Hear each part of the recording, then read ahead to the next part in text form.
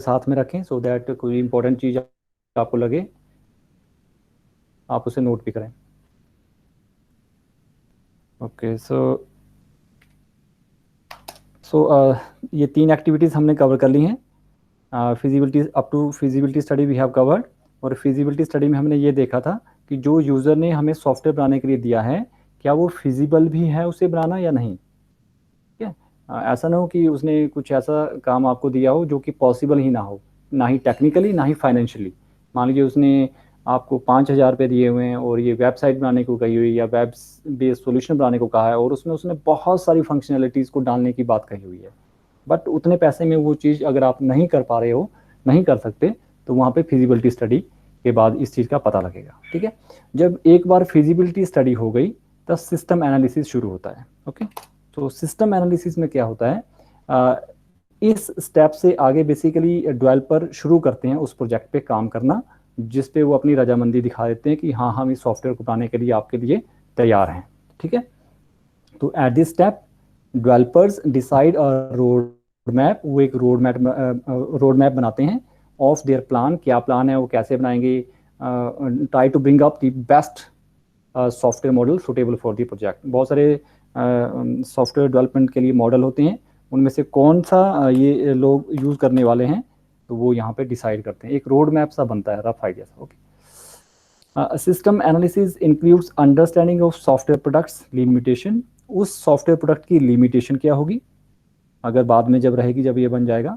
ठीक है, learning system related problem और changes to be done in existing system beforehand. Hand over करने से पहले अगर आपने किसी पुराने सॉफ्टवेयर को चेंज करके नया सॉफ्टवेयर बनाने की कोशिश करनी है तो वो कौन कौन सी चेंजेस होंगी वो यहाँ पे एग्जिस्टिंग सिस्टम पे हम उनको आइडेंटिफाई करेंगे basically. And the project team analyses the scope of the project, इस प्रोजेक्ट के क्या क्या स्कोप हैं इन फ्यूचर, इसमें और क्या क्या चीज़ें इसमें डाली जा सकती हैं। ठीक है, और क्या क्या प्लान रहेगा, शेड्यूल क्या रहेगा कि किस महीने तक ये तैयार हो जाएगा। ठीक है, तो ये सारी चीज़ें यहाँ पे डिसाइड होती हैं सिस्टम एनालिसिस में, एनालाइज करते हैं ये प्रॉपर। जस्ट इसका ओवरव्यू चलिए लीजिए आप इन एक्टिविटीज़ का, आगे जब मॉडल आएंगे फिर ये बारीकी से हम इसे समझेंगे। Next activity will be software design. इसमें क्या होगा, next step is to bring down whole knowledge of the requirements and analysis, जो भी अभी तक आपने सारी की सारी रिक्वायरमेंट इकट्ठी की हैं, जो भी आपने एनालिसिस किया हुआ है उसको आप डेस्क पे लाने की जो है बात ये कर रहे हैं, मतलब कि वो प्रैक्टिकली अब ये शुरू होगा, practically in the sense desk and design the software product, ये बात यहाँ पे शुरू होगी। ओके, जैसे इनपुट क्या होगी यूज़र से, जैसे आप प्रोग्राम बनाते हैं तो आप पहले से आपको मैं बताता हूँ कि जब भी आप प्राइम नंबर का प्रोग्राम बनाए तो वो यूज़र से आप एक नंबर मांगे। ठीक है, उसी तरह का इस सॉफ्टवेयर में भी रहेगा कि यूज़र क्या इनपुट करेगा वो यहाँ पे डिसाइड होगा। The inputs from the user and information gathered in requirement gathering phases are input to this step. ठीक है, और आउटपुट ऑफ दिस स्टेप, इस स्टेप की आउटपुट क्या होगी, that comes in the form of 2 design, logical design and physical design, यहाँ पे इसकी बात होती है। ठीक है, engineers produce meta data, meta data आपने कहीं सुना हो इसके बारे में, meta data means data about data, data के बारे में डाटा। ठीक है, एंड डाटा डिक्शनरीज की यहाँ पे बात होती है, logical diagram, data flow diagram and in some cases pseudo codes. Pseudo codes होता है जैसे एक डमी कोड होता है, वो किसी प्रोग्रामिंग लैंग्वेज के विद रिस्पेक्ट टू नहीं लिखा जाता, वो जस्ट कॉमन सा एक फॉर्मेट में डिज़ाइन किया होता है। ठीक है, तो ये सॉफ्टवेयर डिज़ाइन में ये एक्टिविटीज़ होंगी। उसके बाद कोडिंग आएगा, कोडिंग में बेसिकली किसी एक पर्टिकुलर प्रोग्रामिंग लैंग्वेज में वो सॉफ्टवेयर के प्रोग्राम लिखना शुरू होते हैं, कोडिंग वहाँ पे करते हैं प्रैक्टिकली। ठीक है, देखिए एक्टिविटी नंबर 6 में जाके कोडिंग का काम आया, उससे पहले कितनी सारी एक्टिविटीज़ हुई। ठीक है, उससे पहले बहुत सारी एक्टिविटीज़ हमने की, कोडिंग तो एक छोटा सा पोर्शन रहता है। अगर आप इसे देखें तो जो कोर डेवलपर होते हैं तो वो बहुत कम होते हैं, राइट। तो कोडिंग का काम कोडिंग की जो एक्टिविटी है 6 नंबर पे आ रही है, उससे पहले बहुत सारी और एक्टिविटीज भी हमें करनी पड़ रही है। This step is also known as programming phase, इसमें हम प्रोग्रामिंग करते हैं।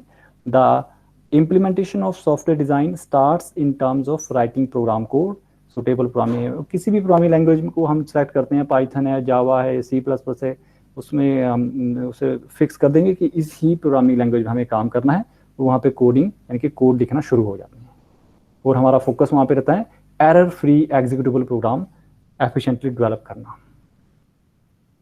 7 नंबर पे testing, this is one of the important activity.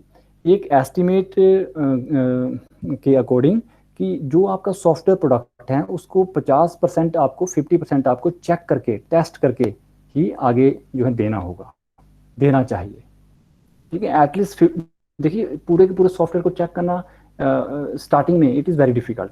हम एटलीस्ट 50% जो इंपॉर्टेंट हिस्सा है उसको हम चेक करके डिलीवर आगे कर देते हैं, उसके बाद जो रेस्ट ऑफ 50% है वो चलता रहता है side by side.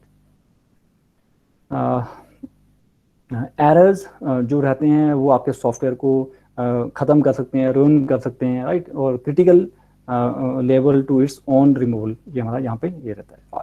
So errors may ruin the software from critical level to its on removal. Software testing is done while coding by the developers. एक तरफ कोडिंग हो रही होती है, दूसरी तरफ टेस्टिंग भी साइड बाय साइड होती रहती है पैरेलल में, ठीक है। And through testing is thorough testing is conducted by testing experts at various levels of the code। ये लास्ट चैप्टर आएगा टेस्टिंग का, वहाँ पे सारी चीज़ें डिटेल में आएंगी, ये कितनी तरह की टेस्टिंग होती है, मॉड्यूल टेस्टिंग या program testing, product testing, in house testing, ये सारी चीज़ें वहाँ पे आएगी। अभी जस्ट इतना याद रखिए कि आपको चेक करना होता है प्रोग्राम अपने सॉफ्टवेयर को डिलीवर करने से पहले। डिलीवर हम किससे करेंगे? कस्टमर को, जिसने हमें सॉफ्टवेयर बनाने को कहा हुआ है। We are as a programmer, we as a मतलब डेवलपर, हम उसे 50% जो है टेस्ट करके उसे डिलीवर करेंगे, ठीक। तो टेस्ट करने की बहुत सारी टेक्निक्स होती हैं, ये लास्ट चैप्टर में आएंगी। अभी जस्ट आप ओवरव्यू साइज कर लीजिए। 8th एक्टिविटी होगी इंटीग्रेशन की। इंटीग्रेशन का मतलब होता है इकट्ठा करना। देखिए सॉफ्टवेयर की जब हम बात करते हैं, सॉफ्टवेयर प्रोडक्ट की हम बात करते हैं, वहाँ पे सिंगल प्रोग्राम नहीं होता, अंदर बहुत सारे प्रोग्राम्स होते हैं। वो प्रोग्राम अलग अलग डेवलपर ने मान लीजिए डेवलप किए हैं, तो एक कहीं ना कहीं उनको इकट्ठे करने की बात जैसे में आती है। इकट्ठा करने का मतलब है एक फंक्शन किसी और ने बनाया, दूसरा फंक्शन किसी और ने बनाया है, तो लेकिन कोई ऐसा भी फंक्शन हो सकता है वो उन दोनों फंक्शन को यूज़ कर रहा हो जो पहले के डेवलप कर रखे हैं, तो वहाँ पे इंटीग्रेट उनको करना होता है, ठीक है। तो software may need to be integrated with the libraries. हाँ, लाइब्रेरीज का यहाँ पे कॉन्सेप्ट रहता है। बहुत सारी लाइब्रेरीज होती हैं सॉफ्टवेयर में, ठीक है, उनके साथ आपका प्रोग्राम इंटीग्रेट किया जाता है, डाटाबेस के साथ कनेक्टिविटी की जाती है, जो आप अभी इस सेमेस्टर पढ़ रहे हो, RDBMS, right. So this stage of SDLC is involve in integration of software with outer world entities. ये एक इंपॉर्टेंट लाइन है, अगर समझ आती है ठीक है, अदरवाइज इसे आप स्किप कर सकते हैं। ऊपर वाली लाइन ही याद रखिए कि यहाँ पे इंटीग्रेट करते हैं, हम इकट्ठा करते हैं बहुत सारे प्रोग्राम्स को लाइब्रेरी के साथ, डाटाबेस के साथ। 9th is called implementation.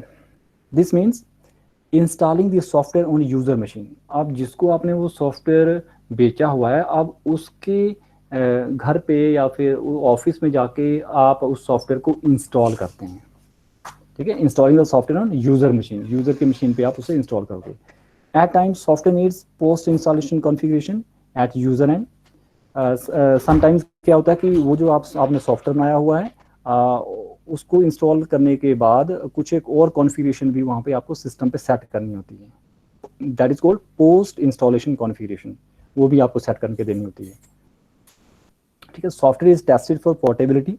Portability के लिए वो वहाँ पे चेक किया जाता है। मीन्स कि अभी तो आपने सॉफ्टवेयर अपने वहाँ पे लैब में बनाया था, ठीक है, अब आप यूज़र की मशीन पे डाल रहे हो तो पोर्टेबल हो गया। ये हो सकता है यूज़र का कंप्यूटर कुछ और हो, उसमें ऑपरेटिंग सिस्टम कुछ और हो, लाइब्रेरीज या वहाँ पे डिपेंडेंसीज कुछ अलग हो, ठीक है, तो वहाँ पे उसको टेस्ट किया जाता है। This is also part of testing basically.